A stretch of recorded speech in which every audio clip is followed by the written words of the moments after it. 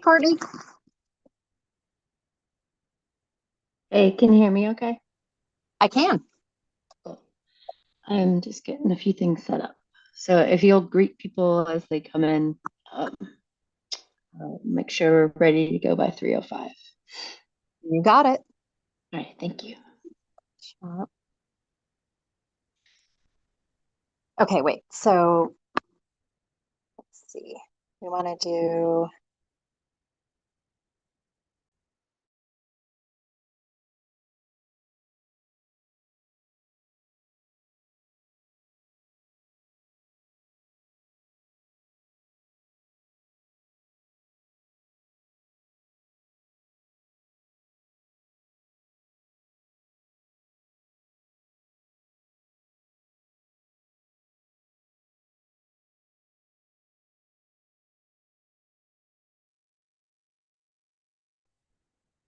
Hello. Oof. Oh, this is really fun. We're getting lots of people.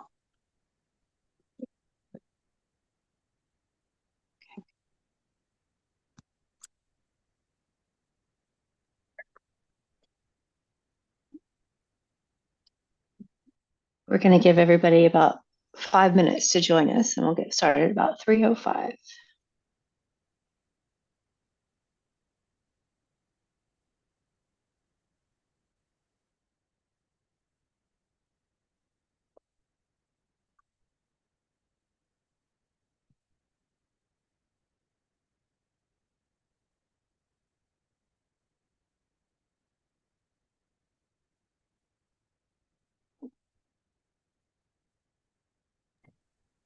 Hi, Courtney.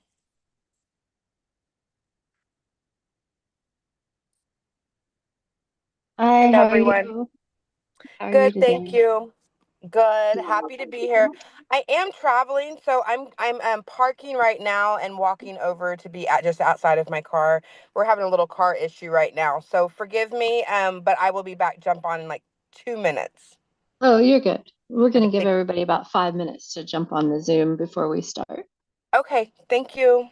Okay, great. Thanks. This from middle. There we go.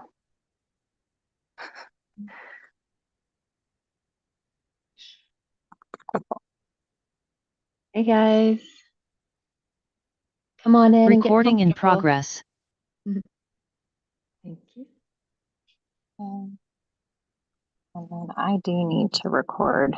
Yeah, we've got Dola Flake today. Admit. Hi, Jonas.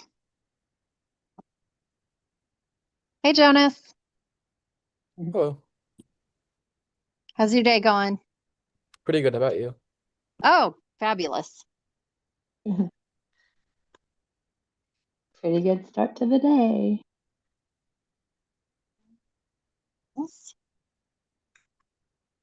We're going to give everybody about 4 more minutes to join the call, and then we'll get started.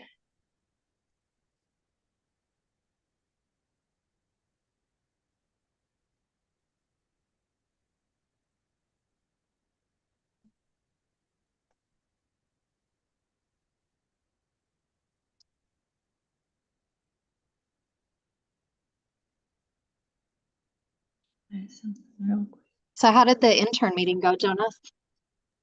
It went well. We had a few Good. people show up. We had a few people who couldn't make it today. Like family commitments, other stuff.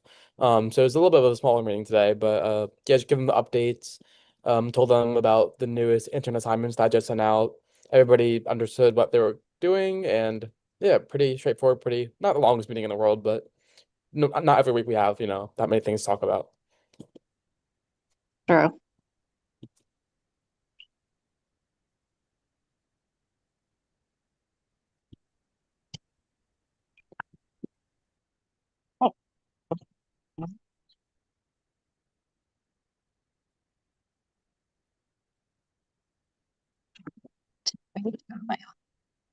Hey. Right. The Cool. authenticator. Right. And I have to just hit Just go work. You guys go ahead and get comfortable. We'll still give everybody 3 more minutes to join in. And if you have a moment, go ahead and share the link with people. That would be great too.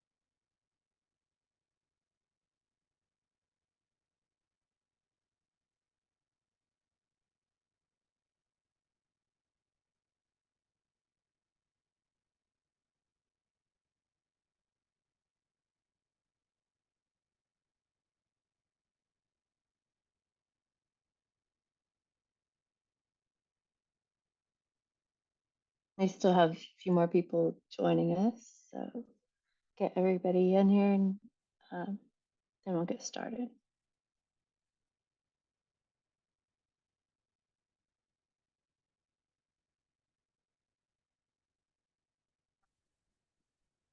How's everyone's weekend going?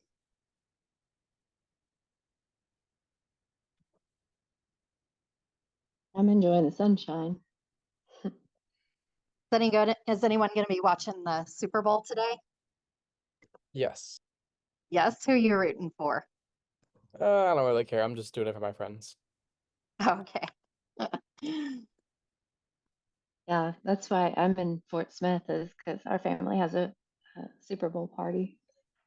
Oh, fun. Yeah, my mother-in-law, when she is at home in Vancouver, has a really nice Super Bowl party, but right now she's in Mexico. So we'll be watching along with her while she's in Mexico and we're in Vancouver. Well, I am going to go ahead and get us started. I'll ask Stephanie to kind of do introductions like you normally do, and then Okay. we'll just jump right into it. I anticipate that we'll move through this pretty quickly. So I just appreciate you all being here and just giving us your time today. So with that, go ahead, Stephanie, and we'll get started. All right. So as always, Courtney and I are happy to be here. Our guest speaker today is going to be Dola Flake. And Courtney, do you want to give a little information about Dola? I've got my Zoom on my phone right now, so I can't Oh, read I know, the I know small what that's print. like. That's, I know what that's like. And we'll give Dola the opportunity to properly introduce herself here in a bit, but she's speaking on behalf of Indivisible UARC today. So she's involved in many different RSOs on campus. And so we're very happy to have any any advice, any tips, any events that we can get involved in. Like, we are actually very, very glad and grateful to have you as a guest speaker today. All right, so I do have a slideshow that it's not my full. Let me go Slide. ahead and stop sharing. Okay. There you go. And then you can share your screen. Okay. Now you see all the note takers. Look at all the note takers in this thing. It's funny. Okay. This is on my laptop, so it's a little bit different for me today. Let me get here and let's see how this looks. Right. Here we go. All right. You guys can see that. It's not perfect, but you guys can see that, so that's cool. So we've already started, so we'll go to the next thing. A little bit about District 25 and the race that I am in. If you aren't familiar yet with District 25, it's 3 counties, Washington, Franklin, and Crawford counties. And my opponent is Chad Puryear, the Republican incumbent. I'm very briefly going to give you an overview today of my mission with the campaign. I've adopted a slogan, if you will, Homegrown Hope, that's focusing on my native roots as an Arkansan, but also my optimistic personality, we'll say. I've broke hope into an acronym that makes a lot of sense for my campaign. H being healthcare, O opportunity, P prioritizing people, and E education. And there's so many little fun things to talk about, subcategories under each one of those, right? So then I want to touch very quickly on the upcoming events that we have in the next few months. I'll be popping into every little event thing that I can, but these are some specific nonpartisan voter registration and education events that we have planned. The first one being March 8th at the Good Dog Cafe. It's coffee and conversation style. And then we'll be moving to Terrace Studios March 25th through the 28th. That's a great, fun, family, artistic venue. If you've never been there, I encourage you to check that out regardless. That's the week of spring break. And we encourage any nonpartisan groups to join our efforts as we do these different events. And then we have we'll skip over to April 16th. It's going to be at Bird Fest. If you've never been to Birds Adventure Center or Bird Fest, this is going to be a fun one. It's on the Mulberry River, and you can go camping there if you like. Lots of fun opportunities for volunteers to do some fun artistic outreach as we're there at Bird Fest. That's going to be just a really fun opportunity that goes over the course of 3 days. So lots of opportunities to get involved with that one. And through the summer months, we'll be doing things like farmers markets, community events, popping at church events, just you name it. If we're invited, we're going to show up.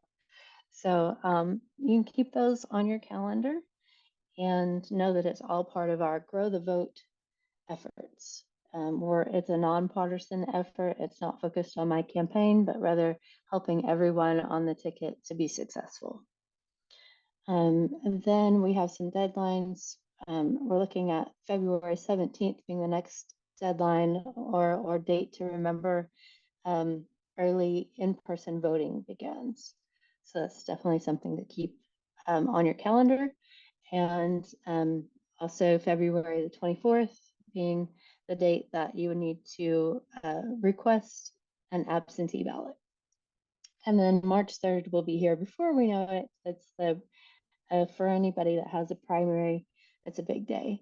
I personally don't have a primary, so I'm just playing cheerleader, like go team in the meantime. And then this is just another little blurb about the events that we have upcoming: the Good Dog Cafe, Terrace Studios, and Bird Fest. I would love anybody to come to all 3 of those if that's your thing.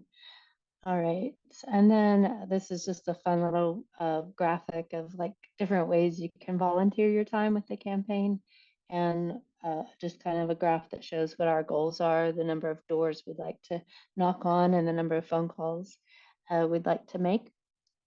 And Stephanie, who's on the Washington County Dems account you saw earlier, she's in the office or available to make appointments to do training for volunteers. So if you want to get involved, but you're not quite sure how to, Stephanie is available, and we have office hours every week. So how you can get involved, Jonas? If you don't mind to pipe in real quick and talk about Slack and any other means of communication that you'd like to touch on. Yeah, of course. So Slack is our platform mainly for interns. I think we are looking to expand it for volunteers as well. It's sort of like a group me and like Discord collaboration where we can have channels for all of our team members, and it's a place for all of us to come together and work on the campaign. We also have group me, which is for everybody, and no matter intern or volunteer, just want to get interested in the campaign. We send out our meeting links there. People can ask questions. That's our group me. We also what else do we have? We also have we have a general email too that anybody can ask questions to. And yeah, I think that's all of our means of communication. We're looking to expand it. Also it Mobilize as well, where you can sign up for these meetings, and just get a link every week so you don't have to keep refreshing it or like looking for it. That's another great way to stay informed. Thank you so much. And then we also have, we encourage you to take a screenshot or whatever you need to of the links or the QR codes so that you're able to share this information as well.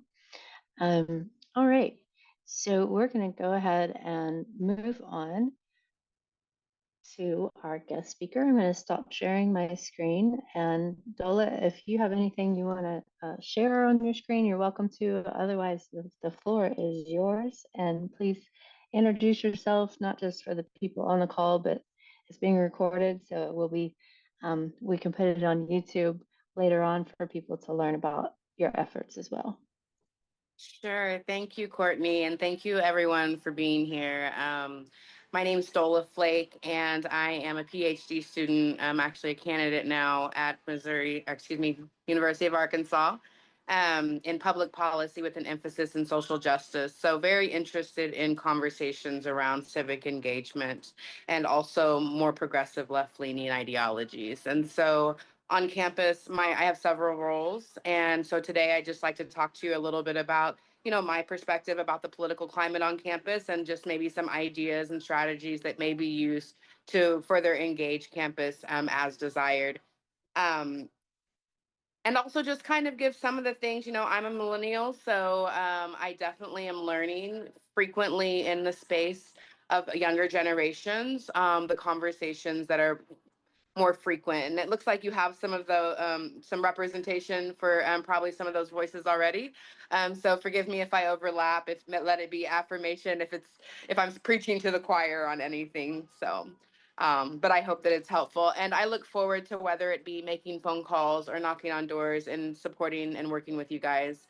I may not necessarily align with the Democratic Party completely, but I believe in the value of multiple voices at the table, especially,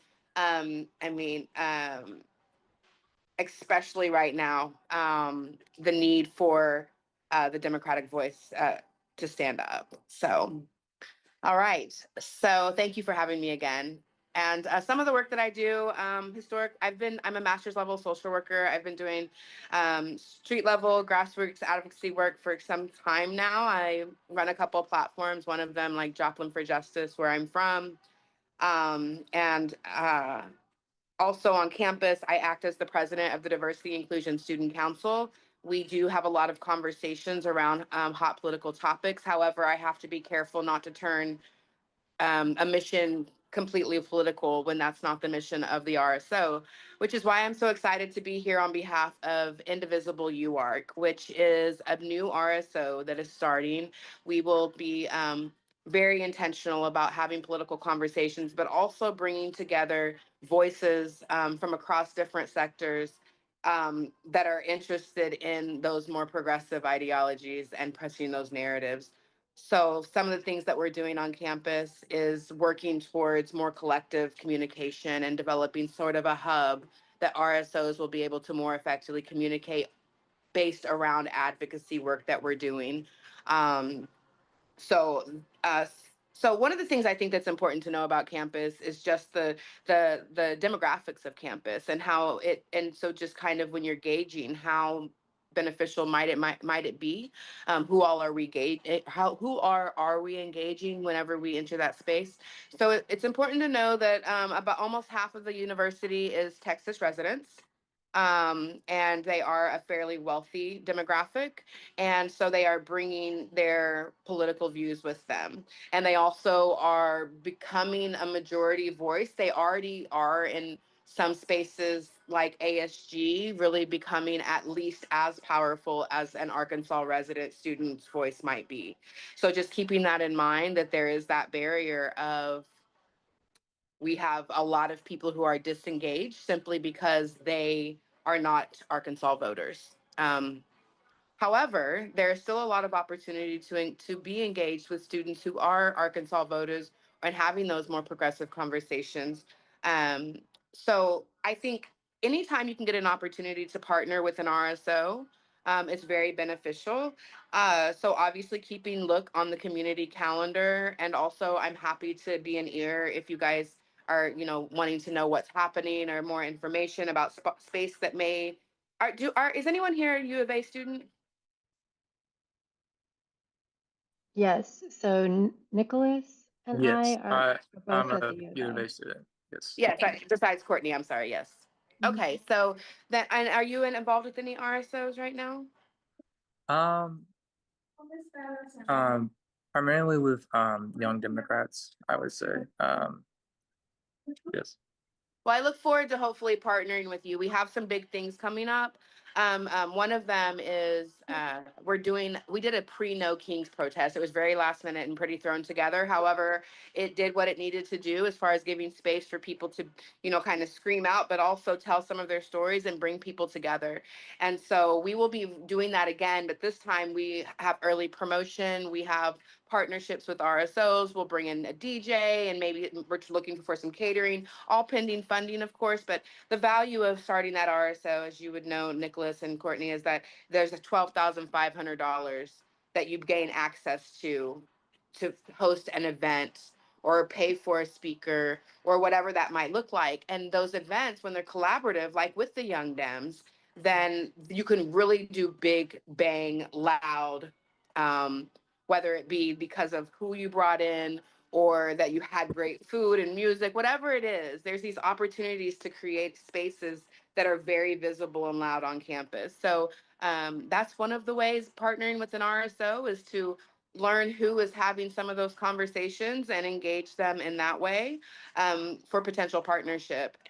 Obviously, you guys, anyone can come to a public space on campus. You can pitch a table in the Union Mall any time you want to, but it is a benefit if you're invited by an RSO and you can partner collaboratively. So obviously you're aware of those opportunities, but also just keep in mind that we will be reaching out. The goal is that each RSO will use an honorarium of up to $1,500 that will be given to a community organization of that has an issue, something they're working on that they believe in.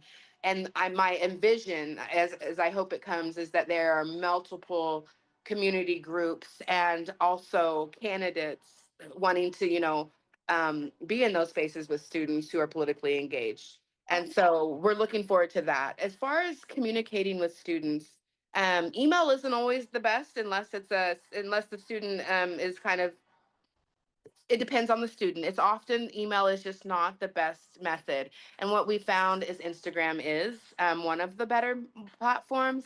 And so just one of the things we're doing right now is working towards a hub where all of these different groups would essentially collaborate with the additional Instagram group that's created, and it would create one place where all of the advocacy information is in. So as that moves forward, sorry, microphone's ringing. As that moves forward, I will certainly keep you guys in the plug and show you where you can gain access to that as it comes together. Group meets. So anytime there is an RSO fair, those are really excellent spaces to go and collect 10, 15, 20 different RSO group meets. And I don't know if you guys use that strategy yet. It really has been effective with me as far as communicating across campus, except that they are often infiltrated. And so you have to monitor them and get the bots out. And if you don't engage frequently, students do detach from it a little bit. They'll silence your group me if it's a bunch of bots, or they'll stop looking back to it if you're not active. So please, if there's any questions as I move along, the last thing that I kind of wanted to touch base on is, well, not the next to last thing was talking a little bit about the conversations that I have on campus and just being prepared to respond to those. But I feel like this is the point where another point that I'm preaching to the choir, but I've noticed that there are a lot of conversations against the Democratic Party from progressive-minded students. It's not an infrequent conversation. So I think having narrative, and I don't know exactly what that, I have my own, but having solid narrative to be able to respond to those concerns, and maybe not even wait for them to come up if they're not identifying with a certain party. Because even Indivisible, I get some resistance from some RSOs that are really wanting to fight capitalism and the heavy two-party system and the different things like that. And so I think that's a common conversation when politics are brought up. Also, just being able to address issues like environmental issues, sustainability, and AI. Those are 3 points that I think that especially us older generations, not us as in everyone on the call, but me and people, my senior, need to be prepared to have in order to gain some credibility with the younger population, student population. You need to be talking about those issues that they care about. And so I don't know exactly how that ties in with the campaign, but those are just some tips, some things that I thought about that seem to be on the minds of students. So that's really all I have. If you have any questions, please, I'm here to answer. Other than that, just we will be reaching out. And Nicholas, what's your role with the Young Dems? I just a participating member, not Okay. any kind of like leadership thing. It's just more like an active member, I would say. Yeah, So, yeah. Got you. So, well, I will be reaching out to Young Dems, and and if you ever have time for coffee or anything, I'd be happy to do that if yeah. it's fruitful. If there's ever anything I could do, please let me know. Otherwise, I hope we can partner in the future. I'm open to the 27th will be our pre No Kings, our second pre No Kings. The idea is one, to provide space on campus, but also to flow our students into those opportunities that they may not be aware of or as engaged with. And so, yeah, that's all I got.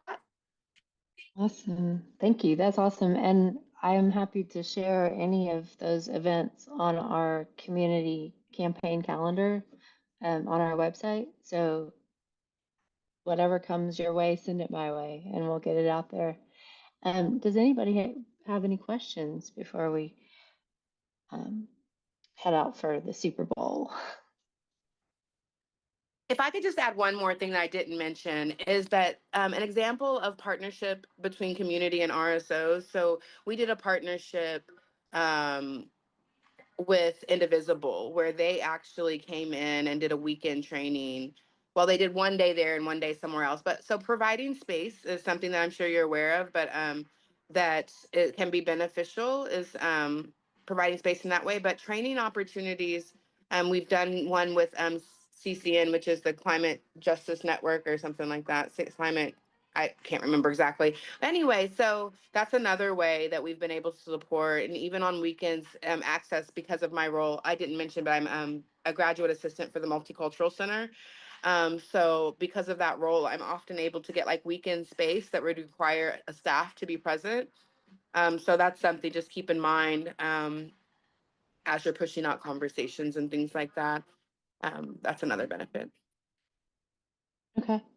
Yeah, and I know like the School of Art just recently started like different things on HogSync where they haven't been on there before. And so I think we've actually talked about using the Multicultural Center for some programming as well. So I think that could be an interesting collaboration, like Young Dems, Indivisible, and the School of Art.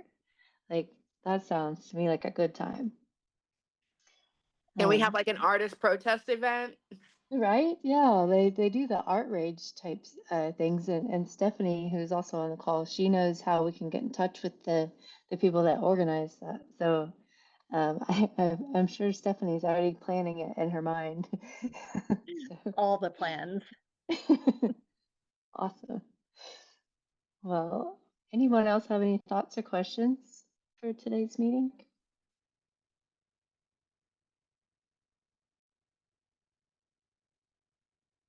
There's Well, Stephanie. I want to thank Dola for being here.